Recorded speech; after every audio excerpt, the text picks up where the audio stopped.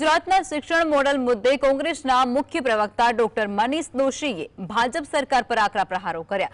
ભાજપના 30 વર્ષના શાસન દરમિયાન ગુજરાતનું શિક્ષણ ક્ષેત્ર નોંધપાત્ર રીતે નબળું પડ્યું છે।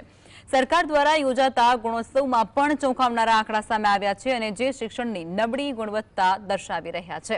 ગુજરાતની શાળાઓમાં શિક્ષકોની મોટા પ્રમાણમાં ઘટ હોવાનું તેમણે જણાવ્યું છે। આ ઉપરાંત શાળાઓમાં ઓરડાઓની પણ નોંધપાત્ર અછત છે, જે શિક્ષણની મૂળભૂત સુવિધાઓના અભાવને પણ ઉજાગર કરી રહી છે।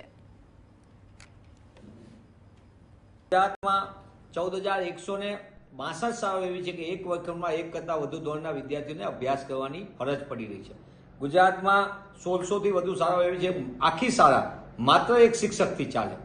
કઈ રીતે ભણશે ગુજરાત?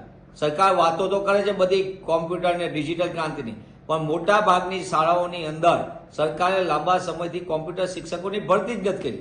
સરકારને ખરીદીમાં રસ છે, પણ કોમ્પ્યુટર વિષય ભણાવનાર શિક્ષક જ ન આપે તો કઈ રીતે ભણશે ગુજરાત?